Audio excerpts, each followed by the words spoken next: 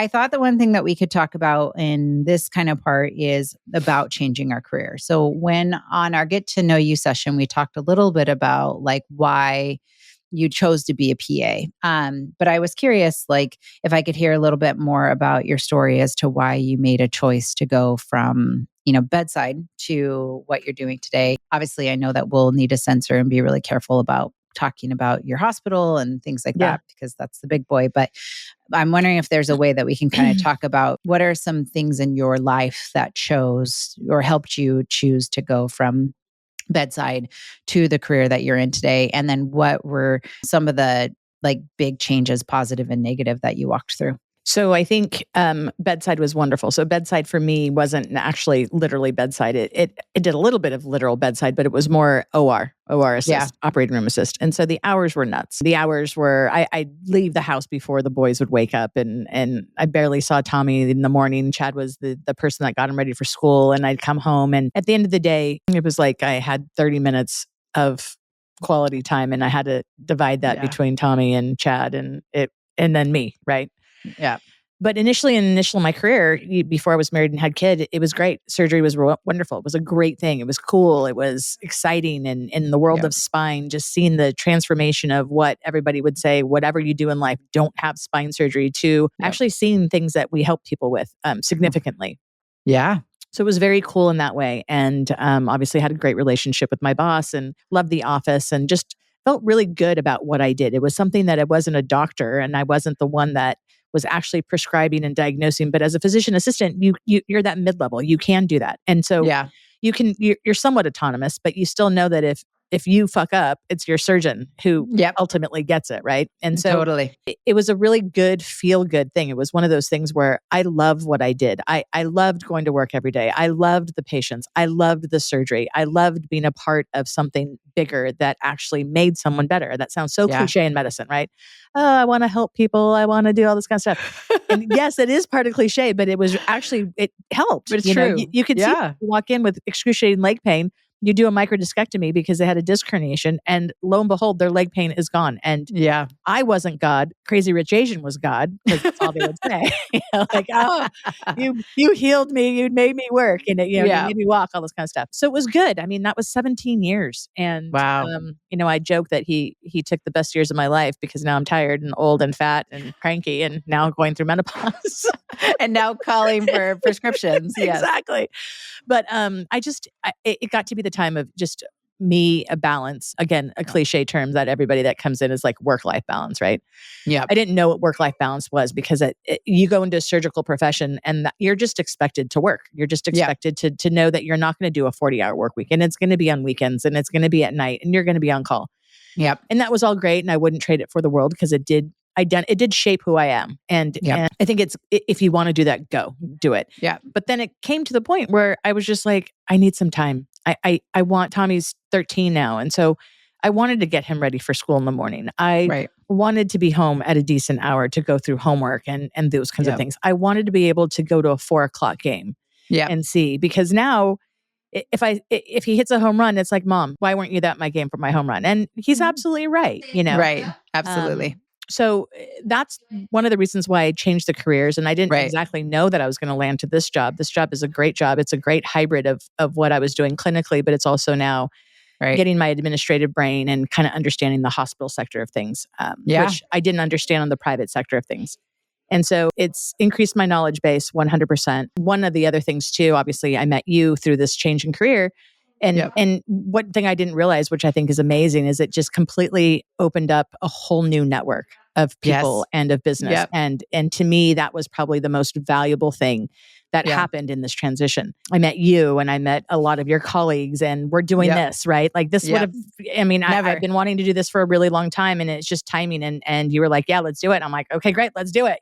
Yeah, totally. So in this world now, I have time, I have balance, I have a whole new network. I was curious, did something pull the plug? Like what opened your eyes to all of a sudden wanting to be in a different space? A lot of people say COVID all of a sudden kind of reset expectations, slowed people down, got people to hang out with their family. I'm curious, is there something specific, or really that you just saw bugs getting older and like, man, I'm missing out?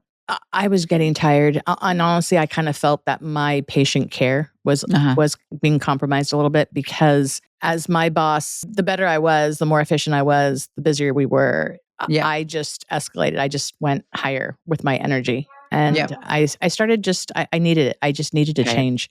I either needed someone to be hired to assist me and to kind of take some of the brunt off, and we can share the responsibilities, and I needed more money, and neither two of those things were going to happen. So I was like, something's got to give, and that's kind of what it was. COVID maybe a little bit. I mean, we talked about it before. COVID wasn't a terrible experience for me. It was actually a very positive experience. Yeah. In a lot of different ways. But I think it was just that. I think it was just timing, honestly. It was an opportunity that presented itself. It was not easy to make that decision, not at all. And sometimes I still think, did I make the right decision? At the end of the day, I do. I think I did. Right. And again, for more reasons than this. But totally. I think it was just time. There wasn't one specific thing. It was just a culmination of different things that seemed that the universe was pushing me in one way, and I accepted it, and I trusted the process, honestly. Awesome. And that's what it was. Yeah, that's amazing. That's so cool. It's cool to see that you've kind of just put it was a little bit of a leap of faith, right? But also 100%. Really kind of watching things and then getting to see not only your network, you've gotten to learn a ton of new skills. Yeah. You've gotten to do a ton of new things. And the fact that now bugs, the rarity is you're not around versus before the rarity was you were around, right? Which is a really cool thing too. Is like, I'm a big friend person. I die without my friends, as you know. You feel the same exact way. Like, they're a huge part of my life, no matter what. Yeah. And now we can schedule fun time. We can schedule early dinners. We can schedule massages after work. We can schedule all these things, because I'm not up at the crack of dawn every morning. I mean, I am, but I'm not supposed to be there at 6:15, 6:30 for surgery that starts at 7. Yeah. So you also don't have the unknown anymore of like, I don't know what time this case is going to end. I don't know what time something's going to be delayed until, correct? Right. Yeah. That's so awesome. Very cool. So friends are a huge part of, I know, your network and my network, and it's been a huge part of like keeping you grounded. How do you balance friends, work, kid, all that stuff? Well, all my life, my friends have been my family. I'm an only child, so my friends are my sisters, honestly. Yeah, and that's awesome. And they always have been. And Tommy has grown up with them, and so he knows them all. And I hope that he gets a sense of that friendship with his buddies when he grows older, because I think that that's a huge part of my life. And they ground me. They're my sisters. Nice. I trust them. And it's, they're not my husband by any means. Right. Very different relationship, huge different relationship. They would have packed the suitcase from the right side. Well, they may not have initially, but they know me well enough to know what the legend meant, right? Exactly. And they probably have been like, okay, whatever. I could have done the left-hand side, but I know Lisa, and I know Lisa's brain enough. Yeah. Yep. So balancing, we'll go to dinners, we'll do massages. Sometimes we just don't do anything. We'll literally go and like walk on Abbot Kinney in LA and just whatever, go in and out of shops. It's even reading a book and saying, hey, do you guys want to read the same book? And do you want to do kind of a mini book club? Like, we'll talk about it. Or on a text, or on a phone, on a FaceTime. Like, sometimes we'll all FaceTime on the way home too. And we'll just talk on FaceTime. That's so awesome. That never happened before. Even like little girls trips too, just kind of going away and just doing a Thursday to Monday, or a Thursday to Sunday, or whatever. That's awesome. So that's how I balance it. And Bugs is in baseball, and he's in 7th grade. So the grammar school years are going to be over, and soon high school. So it's going to be a whole other chapter. Totally. I don't know. And how have you, I mean, a big thing for me as well is my friendships, right? And I've had friendships all the way from my best friend when I was 6 years old. She's still one of my best friends. Here we are almost 40 years later. And, so awesome. And now like our friendship, which has been in the last year, and you've helped me create my own little, group of girlfriends in the LA area, which I'm super grateful for, because it can be lonely when you travel, and I got to be a part of your crew. How do you think that you've always been able to maintain that? Because I have so many friends who, they lost that with kids and marriage and things like that. So I'm curious how you maintained that. I don't know. I just made it a priority. Yeah. And maybe the people that I've chosen had that priority as well. So it was a two-way street, like for you, instance, right? Like, how important it is. And so, You feel that as a priority. I feel that as a priority. So you and I know that we'll always be friends because we're going to make time for each other. Exactly. So I think that that's what happens too. And I think that it's a little bit of and I do think that there's some people that get lost in their marriage. And I honestly think that sometimes females that are married or males that are married or whatever, however you're married, your partner, whoever that partner is, right. I think sometimes that person, you're expected to have that person as your best friend, as your main one only, right? Yep. And so if you're a male with a female, if you're a female with a male, if you're a female with female, whatever that is, right. I think that for me, my best friends are my best friends. Right. My husband is my husband. Not to say that he's not a friend. A best friend. Yeah. You know what I'm saying? But totally. They're different relationships, 100%. And so I think that sometimes people that are getting married or women, maybe they feel like their husband is their only person. And so then it's easy, or it's one of those things where things kind of just slide into the husband, into the kids, into the family world. Right. Not that that's a bad thing. It's just, I think that that's kind of something that happens naturally. Totally. Yeah. What's interesting about that though is like now, because, again, because I had my kids so young and a lot of my friends, we all had our kids really young from our small town, is a lot of us are now, becoming empty nesters. And I find that the women who really just were heads down 100% into their kids and things like that are like struggling a little bit. I'm not going to lie. I'm struggling. Obviously, I'm finding new hobbies, AKA podcast and yoga. Yeah. But also I just find a lot of my friends who really just didn't have that friendship group as well. So now just don't know who they are. Yeah. Right. And they're defined by their kids' successes and defined by what their kids are up to. And now they don't know how to, I don't know if the word is define themselves. They just don't know quite where they fit into this world anymore. And did they have careers before? Like, did they go to school to be something? A mix. Yeah. I've had friends who had a career and stopped that career. Yeah. I've had friends who were always stay-at-home moms because, again, they were young moms and that's what made most sense. And some of them have like gone back to school now in their 40s and are doing something different. But it's kind of been all over the place. But I definitely have seen a few friends really stumble with like who they are. Yeah. And I think maybe to help that, I mean, I thought about that too. And Tommy's still young. He's 13. And like when he goes to college, what are Chad and I going to do? Right. Are we going to travel? Are we going to, I don't know. I have no idea. I'm one of those people with everything in my life is like, I'll figure that out tomorrow. Yes. I can't look too much in the future about anything because I don't even know what Monday brings, honestly. Like I'll have to look up my calendar Sunday night to see what Monday brings. Totally. So I'm just going to like wing it. I'm assuming Tommy will go to college someplace and there'll be a bit of following him a little bit, Totally. And I think I've been trying to be very careful about not identifying myself in his success. Yep. I know that I want to be a part of it. I know that I want to support his success, but I also think that I don't know. I think that when he does go to college and empty nest, I'm sure I'll find something that's going to be fine. I don't know, Yeah. I'm not worried about it, but I have a really good friend who's up north and she had her license in family and marriage counseling. Yeah. And she had 3 kids and she was a stay-at-home mom and literally was like, okay, I'm 50. We're the same age. She's 51. And she's like, what the fuck am I going to do? All the kids are gone. What do I do? And Mark is still working. Her husband is still working. He's in financial sector. So he works a lot and he works hard. But she herself is like, I'm too old to go back to do anything. What am I going to do? I'm not going to sit there and listen to people's woes and problems. Like I don't want to do that anymore. I don't know if I ever really did, but now I don't. So what am I going to do? For sure not now. And she's like, who's going to hire? Like what? She's like, I don't want to work full time. I want to work part time. I don't want to work these crazy hours. And I'm like, you sound like you sound like the teenage kids nowadays coming into the workforce. Yes, they do. I want this, but I don't want this. I want 12 weeks off for vacation and I want this and I want that. Oh, can't have it. Sorry. Not going to do it. Exactly. It is so interesting though, because it's funny. My mom is in her 70s and she says, I'm still waiting to find out what I'm going to be when I grow up someday. Oh, right. And she says that all the time. I love that. Like, yeah, I can see it because she just is like, I was a young mom and then I wasn't, and then I was a young grandma and then now my kids are grown up and I'm like, she's like, here I am at 70, a widow, like finding out who I'm going to be and who I want to be when I grow up. And But that's I thought super cool about that that she though. wants It's to. true, right? And you're constantly kind of changing who you are and who you're going to be and what's important to you, Yeah. you know? And I think that's, part of what we were talking about with your career change and is like what was driving you in your 30s changed over time and your definition of yourself changes as you define your like work and the importance of work and things like that. And I think that's so important.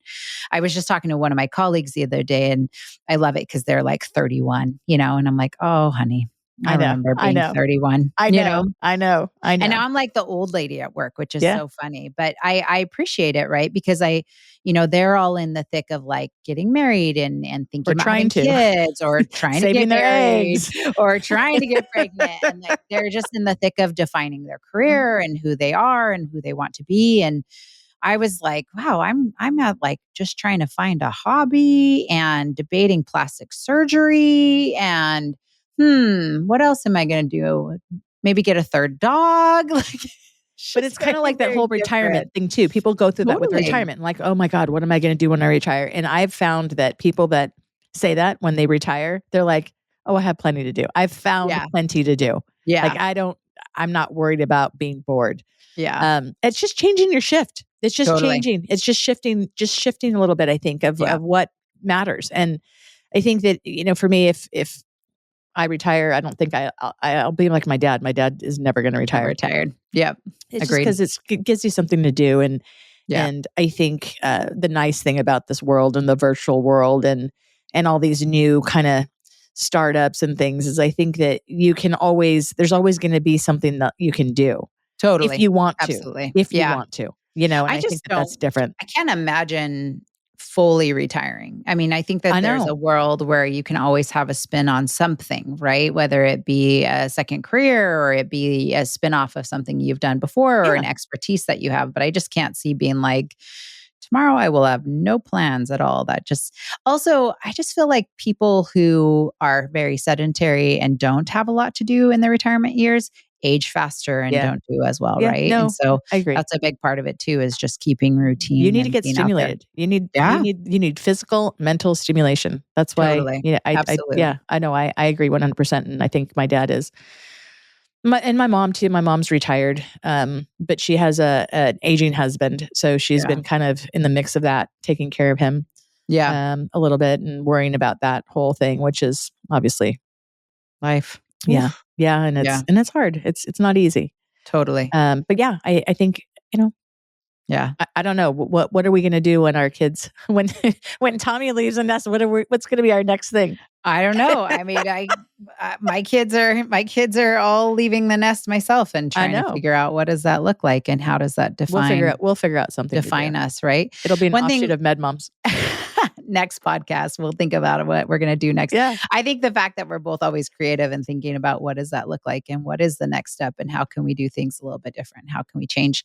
I think that's what keeps me professionally very excited, right? Is like the career constantly changing and not being in the same position and constantly kind of adjusting to what's out on the market and what am I excited about. And, a few years ago with COVID, I got really, really, really burnt out in my role, just working a million hours and really lost sight of my priorities. So my priorities have always been, my kids and my family and finding that balance, and everybody's balance is different. Right. So, I once had a mentor say, work-life balance is not a scale. You shouldn't expect that it's constantly level on one side. You should think of work-life balance as a bento box where the constant sizes of what's important in that bento box changes. And sometimes life is more important and sometimes work is more important. And sometimes parents are more important and sometimes kids are more important, right? Yeah, it's always changing. That's constantly changing. But if you're constantly striving for the balance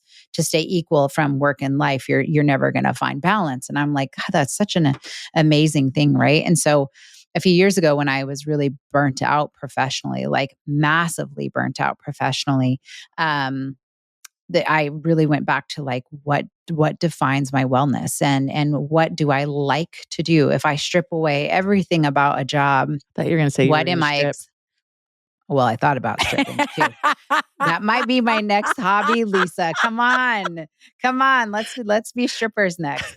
Yeah. I mean, listen, my friends and I the other day were talking about getting an OnlyFans account. We're like, passive income.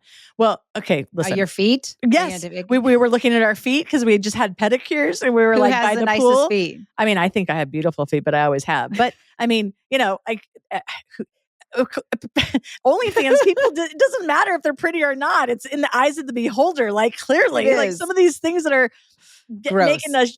Yes, exactly. Yeah, making a ton of money. So I was like, shit, why not? Like, yeah, you're like, let's put our feet. Yeah, let's do that. Our feet, our nails, our hands. I don't know. Whatever people will pay for. Ears.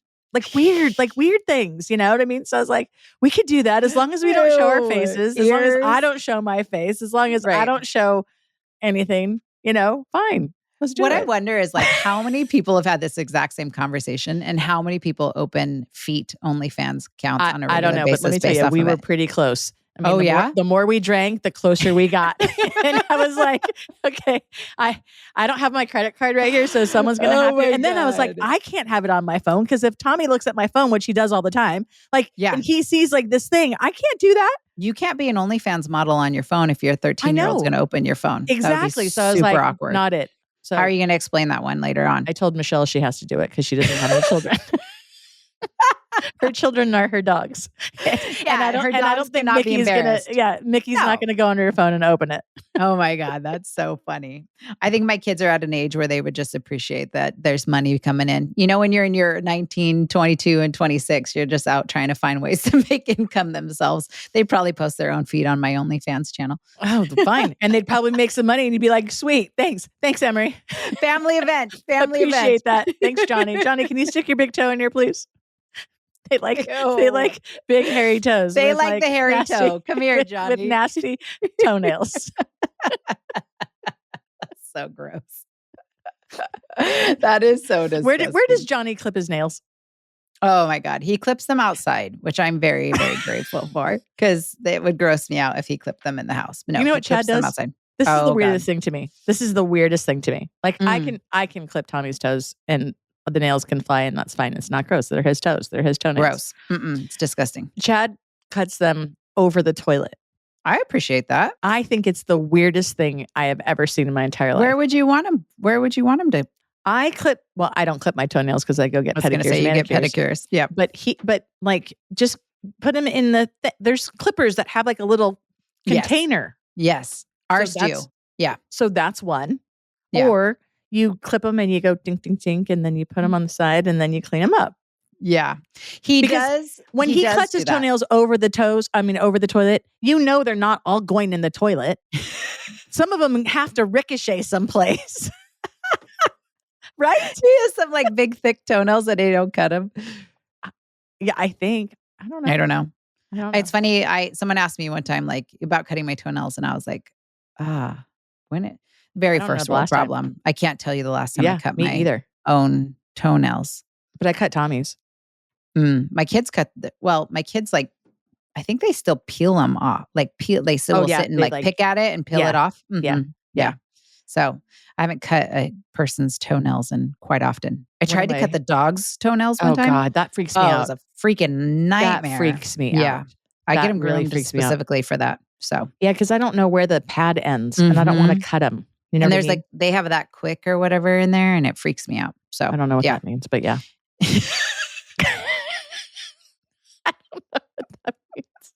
It sounds very weird. I don't know what that means.